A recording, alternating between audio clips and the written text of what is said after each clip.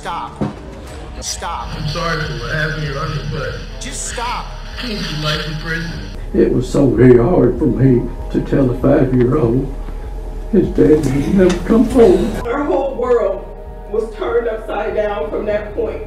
You took it upon yourself to end my son's life. In the world of criminal gangs, where the violence is undying and bloodshed litters the streets, the law stands as the only line of order, delivering the deserved punishment for all hardened criminals.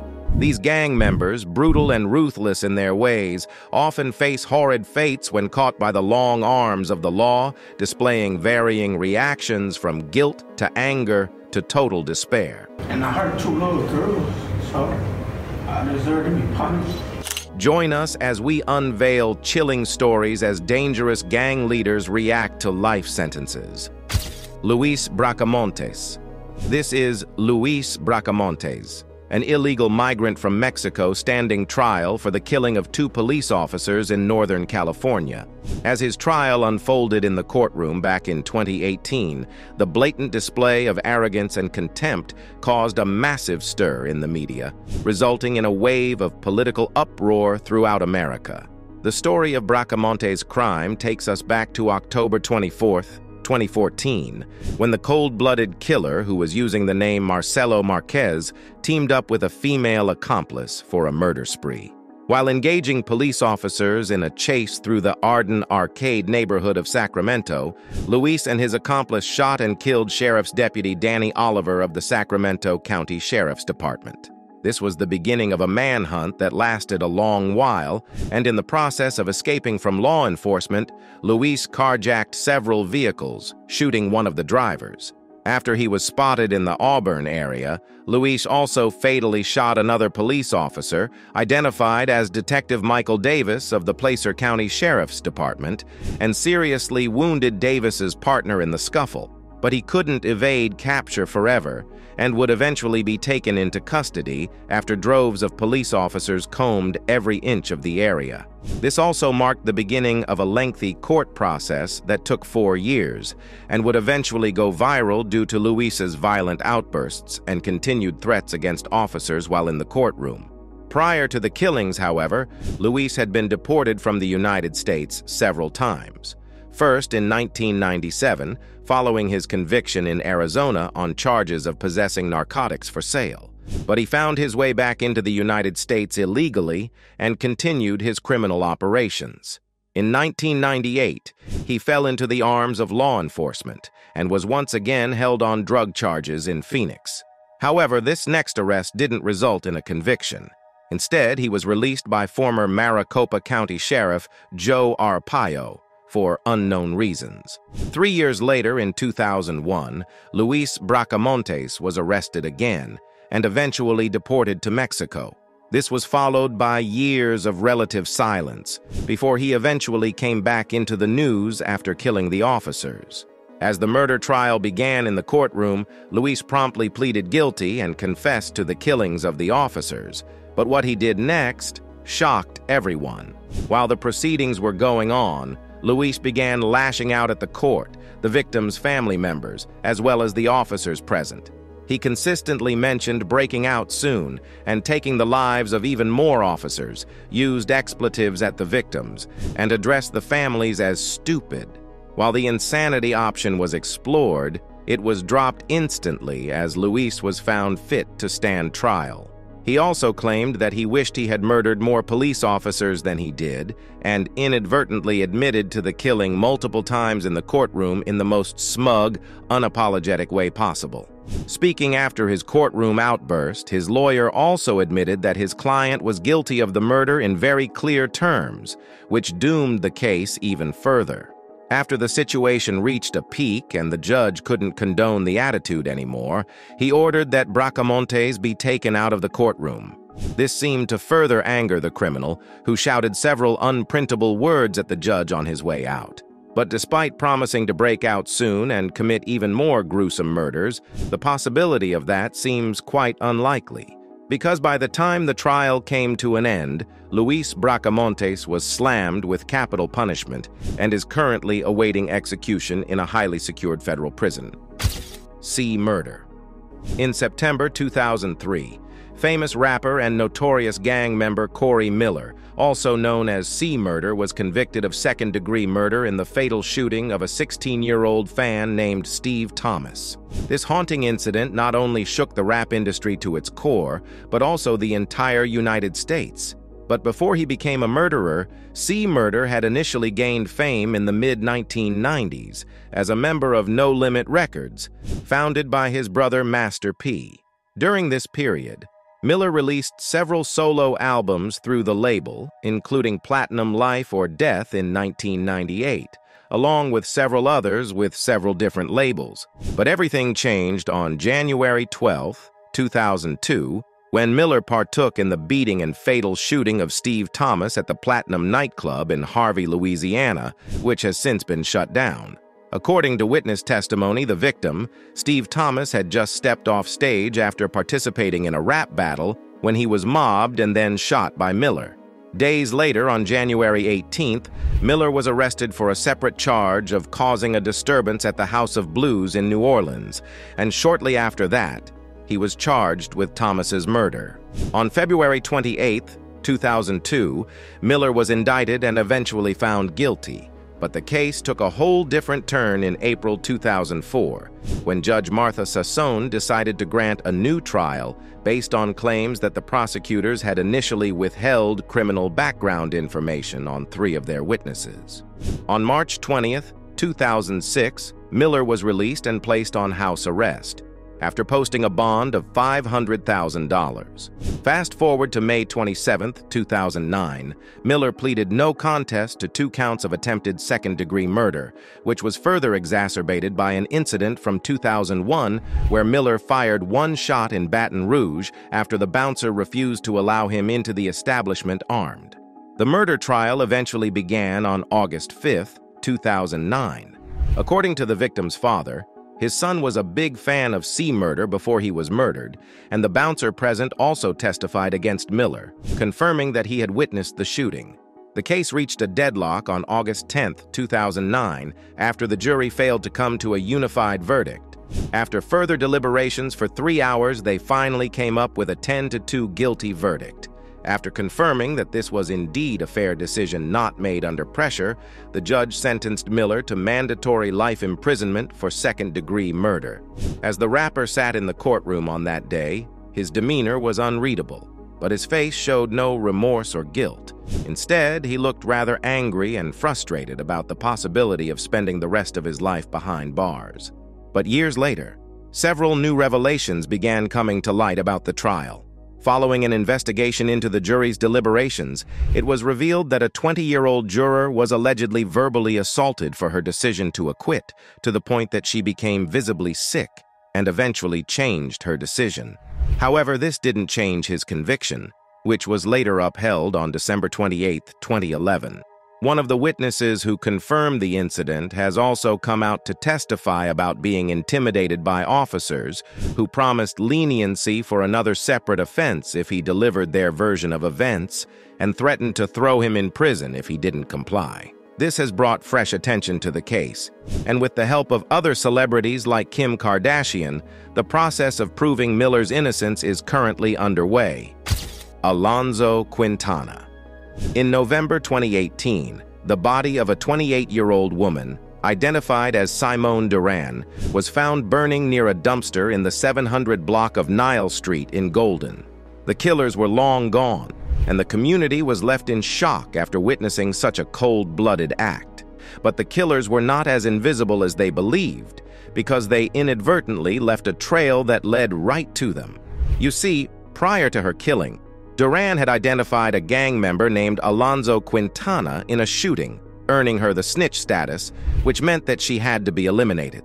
In retaliation, Quintana teamed up with 2 other gang members, Abel Gallegos and Rene Rosales, to lure, kidnap, and fatally shoot Duran before setting her remains on fire. According to the DA's office, Duran was shot 10 times as she begged for her life, and it was Gallegos and Rosales who would later come back with gasoline, with the hope of getting rid of the evidence.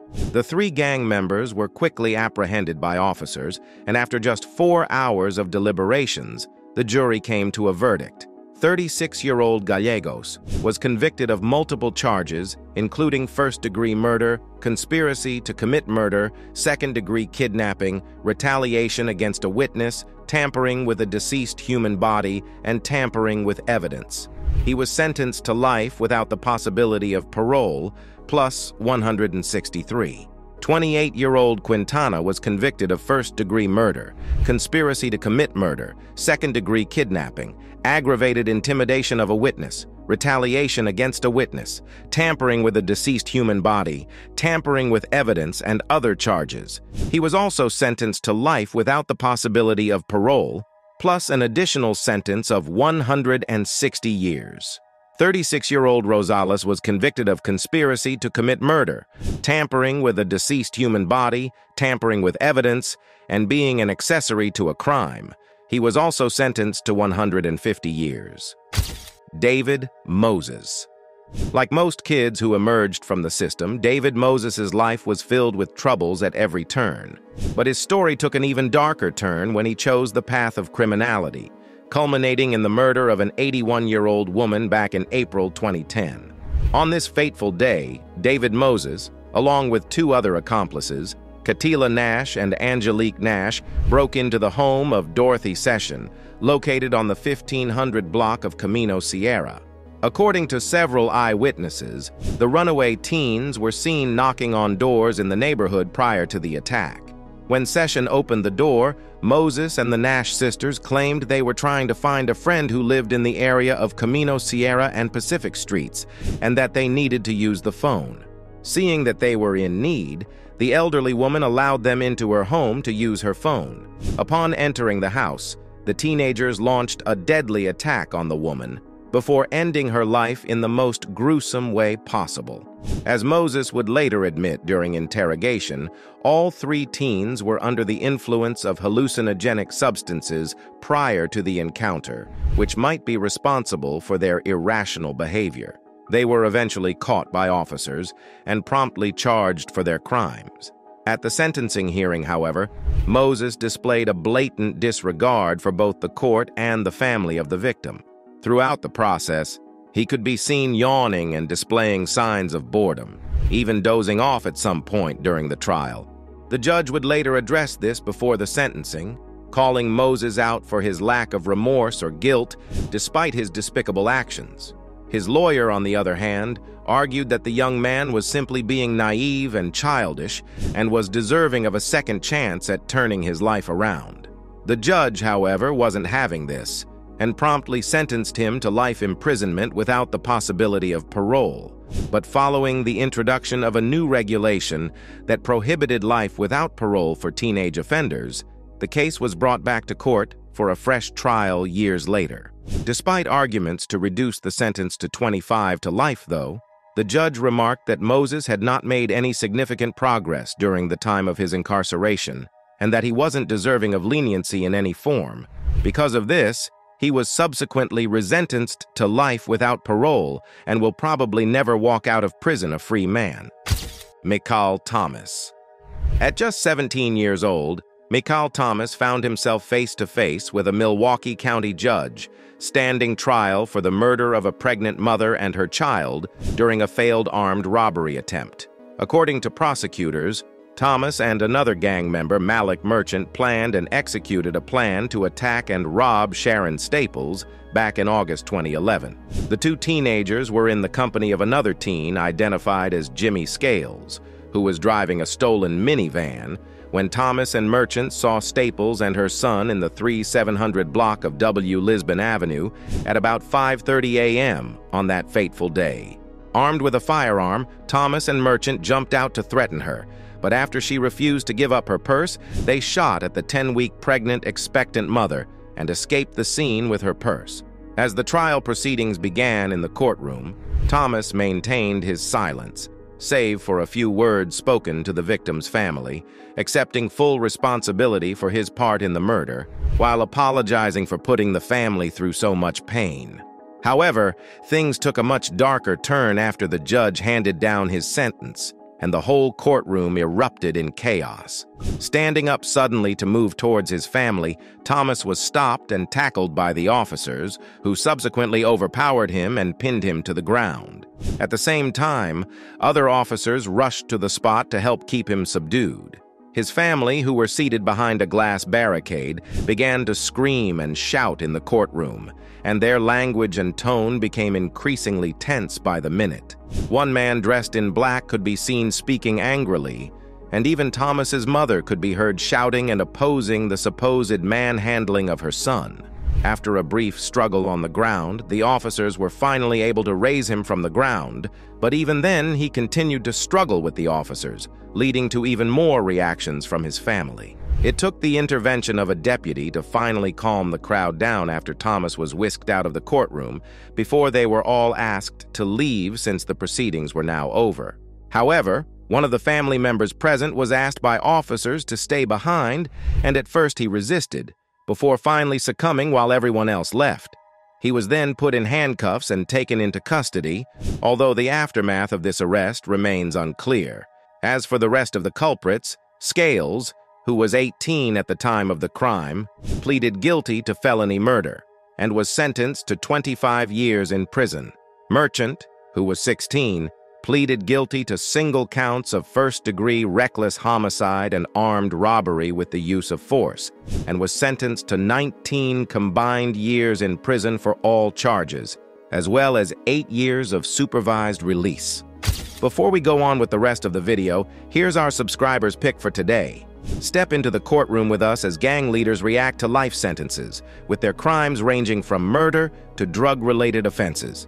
These two brutal gang leaders, locked in a deadly war that has been raging for decades, found themselves face to face in the courtroom with undeniable evidence staring them right in the face. The Bloods and Crips, two of the most dangerous criminal gangs in the United States, have been locked head-to-head in a brutal feud that has resulted in countless deaths and subsequent imprisonments. And while this is often limited to the members, even high-ranking leaders sometimes find themselves facing the prospect of life in prison. While they display varying reactions when confronted by the judge, their fate is often similar: life in prison without parole, regardless of age, gang affiliation, or race. Do you think the gangster lifestyle is worth the consequences that follows? Let us know in the comments down below. Now, let's get back to the video. Tariq Jackson. While many victim families often display animosity and hatred towards the killers in the courtroom, this next case takes a much different turn. Meet 18-year-old Tariq Jackson, a member of a Ypsilanti gang, who was charged for the murder of a rival gang member known as Keandre Duff. As Jackson sat in the courtroom, awaiting his fate in March 2017, the courtroom was packed and emotions hung heavy. But before the judge announced the sentence, Marquita Claiborne, Duff's mother, was given the chance to address the court. In her statement, Claiborne tearfully recounted receiving news that her son had been fatally shot in the head after a block party in the Brooks area. She mentioned dropping to her knees and crying out loud, as her world had literally been turned upside down. However, rather than blame Jackson for her son's death, Claiborne blamed the gang culture that had enveloped the neighborhood and enraptured the young men. For much of her statement, she addressed Jackson, telling him that she had forgiven him and that he could find salvation through God. As she spoke, Jackson simply nodded on with regret written all over his face and visibly overcome with guilt. Claiborne also addressed Jackson's mother, telling her that her son's life was not over and that he could still make decisions that would help him actualize his dreams, which her son couldn't do anymore. At the end of the tear-filled statement, she asked Jackson's mother to come forward, and both grieving mothers wrapped each other in a warm embrace, as most of the audience in the courtroom fought to hold back tears. Jackson himself was also asked to address the court, and in his statement, he offered an heartfelt apology to the victim's family, expressing how he wished things could have played out differently and how his heart was filled with regrets for the murder. He expressed a desire to turn his life around and turn a new leaf, while also promising his family that he would do everything within his power to ensure he doesn't waste his life. "I was young, angry, full of pride, caught in the streets, in the middle of gangs. I thought that was the best choice for me to make," he said, while stating that now he could see the destructive path he previously threaded and hoped to make a major turnaround in prison. Jackson had initially pleaded guilty to second-degree murder, 1 count of armed robbery, 4 weapons charges, and 12 counts of perjury back in February 2017. At the end of the trial, the judge eventually sentenced him to spend 15 to 40 years for the second-degree murder and armed robbery charge, as well as an extra 2 years on a felony firearm charge. David Anthony Parga. On October 29, 2006, 27-year-old Leland Washington, a student at Cal State Fullerton, La Habra, was invited to a Halloween party by 2 friends, unknown to him that the party was hosted by a criminal street gang. After he and a group of other students were cited by several gang members who recognized him as a stranger in the crew, Washington was asked to leave, and he obliged. But after a while, he returned to the party. David Anthony Parga, a gang member who was also present at the party, took this as a sign of disrespect, and without warning, he pulled out a gun and fired at Washington multiple times at close range.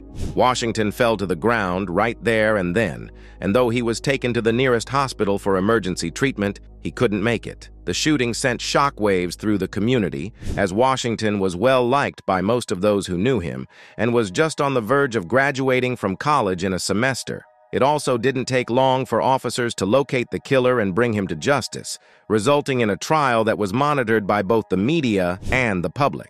Parga pleaded not guilty, but rather than opt for an attorney, he decided to represent himself, presenting several arguments as to why the murder was not premeditated but random and fueled by anger. However, this did very little to help his case, partly due to the overwhelming testimony and evidence stacked against him. As the moment of his sentencing drew closer, Washington's family got the opportunity to address the court. His brother, Willie Washington III, described him as not just an older brother, but also a best friend, who he's always trying to emulate. He also portrayed Leland as an athletic student, who was both humble and soft-spoken, and didn't deserve such a violent end. Willow Washington, the victim's father, also addressed the court saying, "My mother always said never say never, but I will never forgive you for what you did to my family. I will never forgive you for taking my son away from my family." Parga himself also addressed the court, saying that he felt the victim's father, brother, and sister harbored some animosity towards him, for which he was sorry. He then continued by saying, "I know there's nothing I can do to bring the victim back, and I'm deeply sorry about what happened to him. To you specifically, I want to say I'm sorry about what happened to your son." Before revealing the sentence, the judge also made his own statement, calling Parga a coward for walking up to the victim and shooting him 4 times for no serious reasons. This was a senseless and a very, very stupid killing of a young man about to graduate college. The defendant's conduct was about as cold-blooded can be, and that's what makes you a coward. For the murder, David Anthony Parga was sentenced to life imprisonment, with the possibility of parole after 50 years. Victor Rodas. Back in February 2019, suspected MS-13 gang member Victor Rodas stood before a judge for the cold-blooded murder of 17-year-old Raymond Wood, who was found dead on the roadside in Bedford County back in 2017. The trial was emotionally charged, as the victim in question wasn't a fellow gang member but an innocent teenager who got caught in the wrong place at the wrong time. At the beginning of the proceedings, the prosecution presented a clean-cut case against Rodas, along with 6 other suspects also involved in the murder. Bedford County Sheriff's Office investigator John Maddox showed several pieces of evidence recovered at the crime scene, along with multiple pictures of Wood's clothes and other items surrounding his mutilated body. An admitted MS-13 gang member, whose identity is being withheld for security reasons, also took the stand, revealing that the nature of the killings suggested that Rodas was on a mission to prove himself as a true member of the MS-13 by committing the act of murder. Officers also called Wood's mother to the stand, where the prosecution showed her boots recovered from the crime scene and asked if she recognized them. It was at this point that she became very emotional and identified that these were indeed her son's shoes.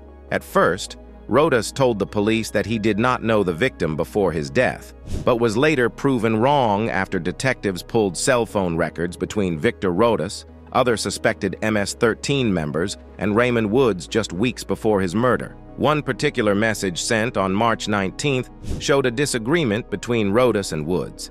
This was just 8 days before the teenager was murdered, and his body was casually dumped on the roadside. Later, prosecutors also showed the jury a huge knife believed to have been used in the murder. According to medical reports, the teenager was stabbed 29 times, his hand was cut off, and his throat was also slit. The 17-inch-long knife was found discarded about 3 miles from the scene of the crime, after the investigators grilled the 6 suspects for hours. A co-conspirator, who was allegedly the getaway driver, revealed that all 6 men had taken turns in slashing Wood with the knife and that the victim had screamed for his mother endlessly before being knocked unconscious. As more evidence piled up against the gang members, Rodas remained unfazed by the prospect looming over him, showing no guilt or remorse. Following the heavily publicized trial, Rodas was found guilty and slammed with 55 years in prison, while the other accomplices received sentences ranging from 60 years to life in prison. Thank you for watching. See you in the next one.